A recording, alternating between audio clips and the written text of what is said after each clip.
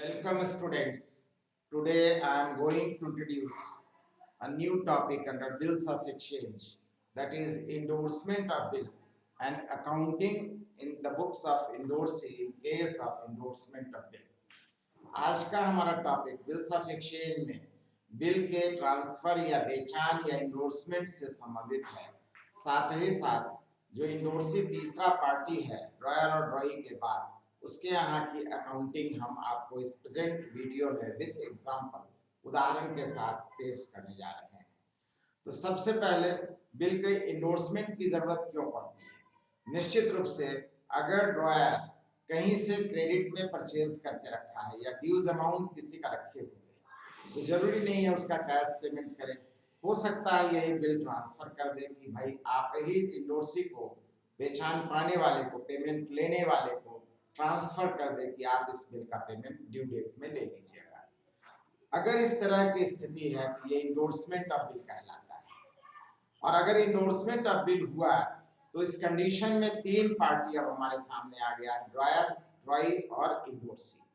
तो ड्रॉयर के यहाँ की अकाउंटिंग तो हम जानते हैं, ड्रॉई के यहाँ की अकाउंटिंग जानते हैं, इंडोर्सी के यहाँ क्या क्या सर्कमस्टांसेस है, अकाउंटिंग क्या होगी। निश्चित रूप से इंडोर्सी सबसे पहले, इंडोर्सी पिक्चर में तब आ रहा है जबकि ड्रॉयर इंडोर्सी को इंडोर्समेंट कर रहा है, तो वहीं से बिगिनिंग होगी ट्रांजैक्शंस की और अकाउंटिंग की।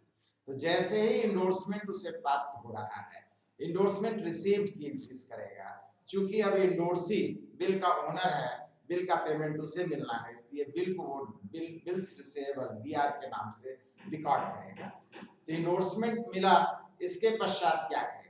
तो फिर वो ओनर ऑफ द बिल है, उसकी मर्जी, चारों में से कोई भी ट्रीटमेंट कर सकता है, व्यवहार कर सकता है। चाहे रिटेन करके अपने पास पेमेंट खुद ले सकता है, चाहे बिल को बैंक से डिस्काउंटिंग करा सकता है, या फिर से इंडोर्समेंट कर सकता है, या बैंक में कलेक्शन के लिए जमा कर सकता है। इन सब केसेस में ड्रॉयर के यहाँ जो एंट्रीज होती थी वही एंट्री इंडोर्सी के यहाँ होगी। और इसके पश्चात ड्यू डेट में या तो बिल का ऑनर हो जाता है, पेमेंट मिल जाता है, या पेमेंट नहीं मिलता है। इन सभी केसेस में वही अकाउंटिंग इंडोर्सी के यहाँ होगी जो कि ड्रॉयर के यहाँ होती थी। निश्चित रूप से इंडोर्सी किसी और को इंडोर्स कर दिया, वह भी किसी और को इंडोर्स कर दिया, सो मेनी इंडोर्सी होने से भी हर एक इंडोर्सी के यहाँ अकाउंटिंग में कोई फर्क नहीं आता है। हर एक इंडोर्सी इंडोर्समेंट मिलने के बाद ओनर ऑफ द बिल है, और लाइक ड्रॉयर उसके यहाँ अकाउंटिंग होगी। ड्रॉई की जब बात करते हैं तो ड्रॉई तो इंडोर्सी से कोई उसका डायरेक्ट संबंध नहीं है, वो जस्ट जानता है कि ड्रॉयर को पेमेंट किया तो मानेगा, किसी को ही पेमेंट किया मानेगा हमने ड्रॉयर का पेमेंट किया, नहीं पेमेंट किया तो मानेगा हमने डिसऑनर किया। ड्रॉयर के बिल का किसी और पार्टी से ड्रॉई का कोई रिलेशनशिप नहीं है। जैसे एग्जांपल के रूप में हम कह रहे हैं आपको, ए मान लेते हैं ड्रॉयर है और बी ड्रॉई है।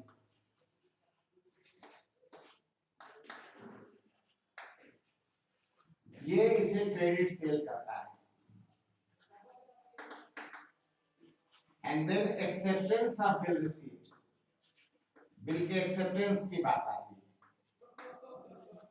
इसके पश्चात ये इंडोर्समेंट कर दिया इंडोर्सी को, सी इज द इंडोर्सी। अब ड्यू डेट में अगर पेमेंट करेगा तो ये इंडोर्सी को पेमेंट करेगा, लेकिन मानेगा हमने किसका पेमेंट किया, या पेमेंट ऑनर हो चाहे डिसऑनर हो। भले इंडोर्सी का पेमेंट, इंडोर्सी को पेमेंट नहीं मिला, लेकिन मानेगा हमने ए का पेमेंट नहीं किया। इसके पश्चात अगर डिसऑनर हो जाता है तो निश्चित रूप से नोटिंग चार्जेस, इंटरेस्ट, इन सब की अकाउंटिंग हम करेंगे। जैसे ही ड्रॉयर के यहाँ अकाउंटिंग होती थी, ये सब अकाउंटिंग इंडोर्सी के यहाँ हम करेंगे, लेकिन लाइक ड्रॉयर। अब यहाँ पर ड्रॉयर के हैसियत से इंडोर्सी है, इसलिए जो भी अकाउंटिंग होगी ड्रॉयर के जैसा इंडोर्सी के यहाँ। ड्रॉई की बात करते हैं तो ये क्या कर रहा है, क्रेडिट परचेज कर रहा है, फिर क्या करता है तो एक्सेप्टेंस गिवन,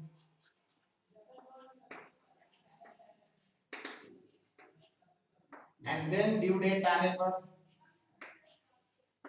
या तो पेमेंट किया मतलब ऑनर ऑफ बिल, या नहीं किया तो डिसऑनर ऑफ बिल, जैसा भी कंडीशन है। इसके पश्चात अगर नोटिंग चार्जेस है तो उसकी एंट्री बनेगी, इंटरेस्ट की अकाउंटिंग करेंगे। अगर डिसऑनर हुआ है तो रिन्यूअल ऑफ बिल की अकाउंटिंग होगी।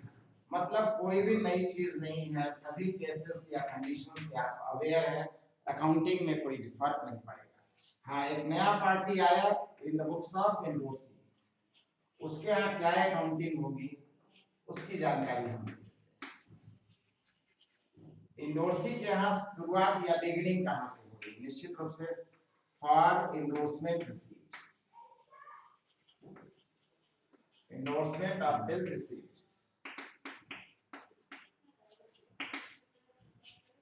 इसके यहाँ क्या आ रहा है तो बिल आ रहा है, बिल को ड्रायर के हैसियत से या बिल रिसीवेबल लिखेगा। किससे आ रहा है तो ड्रायर के यहाँ से आ रहा है, नेम ऑफ ड्रायर।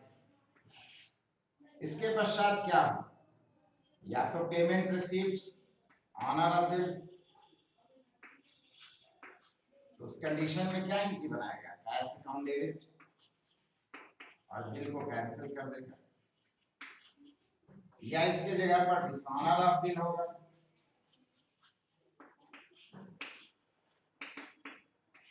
तो फिर पैसा लेना है इसको। इंडोर्सी के लिए ड्रॉई वास्तव में कौन है, वो ड्रायर है, इसलिए ड्रायर से पैसा लेना है, ड्रायर डेबिट टू बीआर, या एक्सेप्ट ये इंडोर्समेंट मिलने के पश्चात ये डिस्काउंटिंग करा दिया, ये फिर इंडोर्स कर दिया।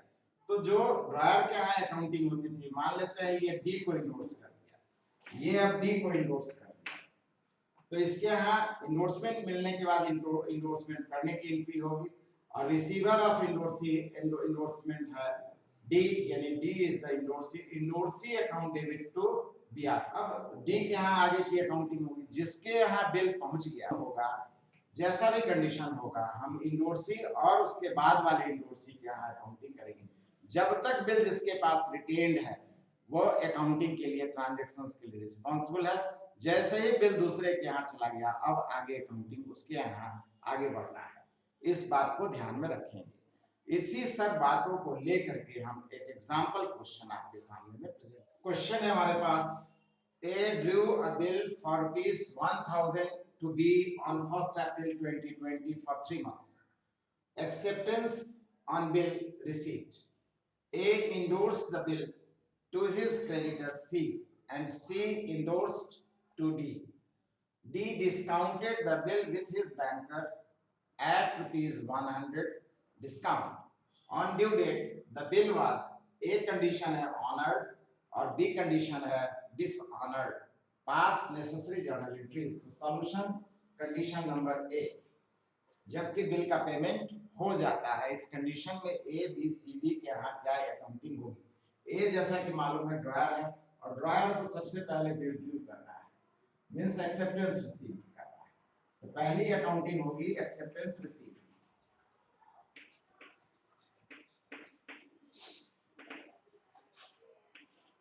एक्सेप्टेंस रिसीव्ड में बिल आ रहा है BR account debit to B, B से, B is the drawer. Acceptance मिलने के पश्चात ये क्या करता है, इमीडिएट सेम डेट में, कोई अदर डेट मेंशन नहीं है, ये तो हमारा होगा 1/4/2020, इसका मतलब ये भी सेम डेट में होगा 1/4/2020। ये इंडोर्स कर दे रहा है सी, तो सी इज या C debit to B R. Amount कितना होगा तो 1000 का बिल है, 1000 अमाउंट से अकाउंटिंग। अब बी की बात करें, बी क्या कर रहा है, एक्सेप्टेंस पहले दे रहा है, पहली एंट्री होगी फॉर एक्सेप्टेंस दी है,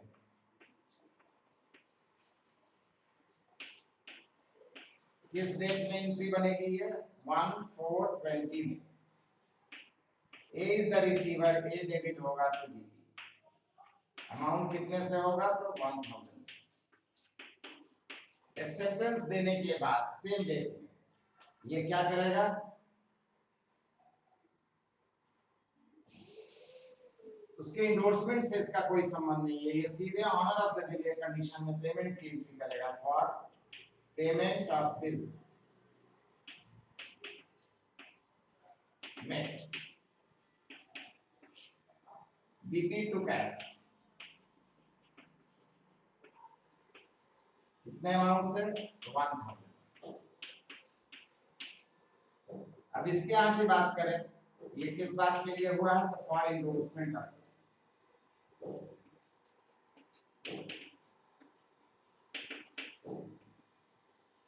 बिल का पहचान किया गया है। अब ड्यू डेट आने पर अगर पेमेंट होने की बात है तो ये डी को कर दिया, सी डी को इंडोर्स कर दिया, डी बैंक को, तो पेमेंट बैंक को मिलेगा। पेमेंट हो गया तो फिर कोई कॉम्प्लिकेशन नहीं है, ड्यू डेट में यहाँ कोई एंट्री नहीं है।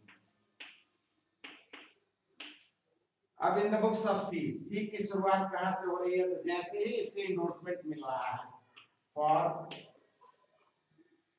पहली एंट्री होगी 1/4/20 में for endorsement receipt of bill receipt. Bill आ रहा है, ड्रॉयर के हैसियत से काउंटिंग करेगा, डीआर अकाउंट डेबिट किससे आ रहा है? ए से आ रहा है। इसके बाद सेम डेट ये डी को इंडोर्स कर देता है for bill endorsed to D. Entry बनेगी डी डेबिट टू डीआर। अब इसका ड्यू डेट आएगा तो ये डी को दिया, डी बैंक से डिस्काउंट करा दिया, पेमेंट होगा तो बैंक होगा, इसके यहाँ कोई एंट्री नहीं होगी, नो एंट्री।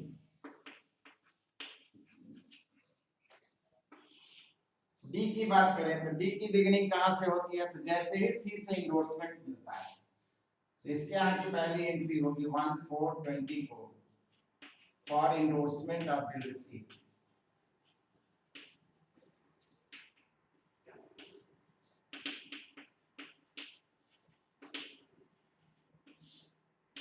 फिर ये ओनर ऑफ बिल हो गया, इसका मतलब डीआर डेबिट, और किससे आ रहा है? तो सी से।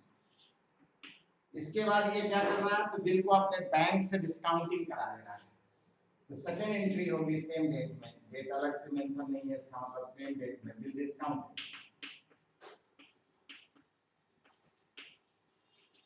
इस कंडीशन में पैसा आ रहा है, discount account debit to DR. Bill जा रहा है 1000 रुपीज से, डिस्काउंट है 100, 900 हमारा कैश हो जाएगा। इस तरीके से बिल डिस्काउंटेड की अकाउंटिंग हो जाएगी। इसके पश्चात ड्यू डेट में ड्रॉई पेमेंट करेगा, बैंक को करेगा, इससे भी कोई मतलब नहीं है। तो थर्ड कंडीशन में ड्यू डेट में इसके यहाँ भी कोई अकाउंटिंग नहीं होगी, इस तरीके से जैसा क्वेश्चन रहेगा हम उस तरीके से अकाउंटिंग बनाएंगे। इस बात को विशेष रूप से ध्यान रखना है, जिस तरीके का क्वेश्चन रहेगा हम उस तरीके से अकाउंटिंग बनाएंगे। अब यहीं पर बी कंडीशन बोलता है डिसऑनर ऑफ बिल अगर हो जाता है तो सॉल्यूशन बी कंडीशन में क्या होगा? बी कंडीशन में एक्सेप्टेंस मिलने के पश्चात ये इंडोर्समेंट कर दिया और ड्यू डेट में अल्टीमेटली पेमेंट नहीं हुआ, तो इस कंडीशन में finally owner of the bill या ड्रॉयर ये है एक्चुअली, इसलिए रिस्पांसिबिलिटी इसकी है और इसके पास बिल कैंसिल होकर के कहां से आएगा? बैंक से। बैंक से बिल आया कि आपके बिल का पेमेंट नहीं हुआ, तो ये रिस्पांसिबल है ड्रॉई से पैसा लेकर के फाइनली बैंक को दे देने के लिए। तो इसके यहाँ एंट्री होगी ड्यू डेट में डिसऑनर होने पर। किससे पैसा लेना है? ड्रॉई से, तो डी डेबिट, और किसे देना है? Bank, 1000 rupees. इसके यहाँ की जब बात करें तो ड्यू डेट में अगर पेमेंट नहीं मिलता है तो उस कंडीशन में ये पेमेंट नहीं करता है, उस कंडीशन में हम जानते हैं इसके यहाँ की एंट्री होगी बीपी टू ड्रॉयर, और किसी को नहीं जानता है, बस जानता है इंडोर्सी की जब बात करते हैं तो इंडोर्सी जो है वह एक्सेप्ट इंडोर्समेंट मिलने के पश्चात इंडोर्समेंट कर दिया फाइनली ड्यू डेट में बिल बैंक के पास में है और बैंक ड्रॉयर से, चूंकि owner of the bill actually या ड्रॉयर ऑफ द बिल ए है, ए को ये राइट है कि बी से पैसा ले सकता है, दूसरा किसी पार्टी को नहीं। इसके कारण से इसके यहाँ ड्यू डेट में कोई अकाउंटिंग नहीं होगी। इसके यहाँ भी इंडोर्समेंट मिलने के बाद डिस्काउंटिंग कराएगा और ड्यू डेट में इसके यहाँ कोई अकाउंटिंग नहीं होगी, क्योंकि बैंक सीधे कॉन्टैक्ट करेगा ड्रॉयर को और ड्रॉयर इसके पेमेंट के लिए रिस्पॉन्सिबल है, पेमेंट करवाएगा। इस तरीके से इंडोर्समेंट ऑफ बिल है तो एक इंडोर्सी है तो उसके यहाँ क्या अकाउंटिंग होगी, मोर देन वन इंडोर्समेंट है, वन इंडोर्सी है तब क्या अकाउंटिंग होगी। दोनों कंडीशन में हम आपको अकाउंटिंग को बिल्कुल क्लियर किए एग्जांपल के साथ। अब आपकी रिस्पांसिबिलिटी है, अब आपका ड्यूटी है कि आप अपने किसी भी बुक राइटर या ऑथर का बुक हो, आप अप टू दिस लेवल और दिस वीडियो जहां तक हम आपको बतलाए हैं बिल्स ऑफ एक्सचेंज में उससे रिलेटेड जितने क्वेश्चंस हैं आपके बुक में, आप सभी क्वेश्चन को आसानी से सॉल्व कर सकते हैं। अगर सॉल्व करने में कहीं प्रॉब्लम आता है तो आप अपनी बात को कमेंट सेक्शन में रख सकते हैं। साथ ही साथ किसी भी तरह का प्रॉब्लम अगर सचमुच में आता है और ज्यादा प्रॉब्लम है तो हम उसके लिए नया वीडियो बना करके देंगे। अगर प्रॉब्लम छोटा मोटा है तो आप जैसे ही कमेंट कीजिएगा हम उसका जवाब दे देंगे। आपका कोई भी प्रॉब्लम रहने नहीं देना है, बशर्ते कि आप सिंसियर हो, आप एफर्ट लीजिएगा तो आपको निश्चित रूप से उसका सॉल्यूशन मिलना ही मिलना है। आप कोशिश कीजिए, आप लगातार हमारे वीडियो को देखिए और लगातार प्रैक्टिस कीजिए क्वेश्चंस को सॉल्व करने का। जो प्रॉब्लम आता है उसको नोट करके आप हमारे कमेंट सेक्शन में डालिए। हमारे वीडियो को ज्यादा से ज्यादा शेयर कीजिए, लाइक कीजिए और अभी तक आप सब्सक्राइब नहीं किए हैं तो आवश्यक रूप से सब्सक्राइब कीजिए। यह सुखद आनंद है की स्थिति है कि हम लगभग 1000 सब्सक्राइबर की ओर एकदम नजदीक है। उम्मीद है आप शायद 1000वां सब्सक्राइबर बनकर के आगे आइएगा। नेक्स्ट वीडियो जो होगा हमारा निश्चित रूप से डिसऑनर ऑफ बिल में इंडोर्समेंट के बाद, डिसऑनर के पश्चात आखिर पेमेंट नहीं मिला है, अभी तक के केसेस में हम देखे हैं कि पेमेंट नहीं मिला है तो पेमेंट लेना है। नोटिंग चार्जेस हो गया, इंटरेस्ट हो गया और रेन्युअल ऑफ बिल हो गया, फिर भी पेमेंट नहीं मिला तो आखिर रिपीटेडली कोई पर्सन, कोई व्यक्ति डिसऑनर कर रहा है, पेमेंट रिफ्यूज कर दे रहा है, इसका मतलब इसके पीछे में जरूर कुछ कारण है। उसी कारण को अब हम गहराई से देखेंगे तो पाएंगे कि ड्रॉई हमारा इंसॉल्वेंट हो गया, इंसॉल्वेंसी पोजीशन में, एक्चुअली वो पेमेंट के पोजीशन में नहीं है। तो इस कंडीशन में in case of insolvency bills के पेमेंट का क्या टर्म्स एंड कंडीशन है, क्या अकाउंटिंग होगी, इसी सब की जानकारी हम अगले वीडियो में प्रेजेंट करेंगे। Thank you.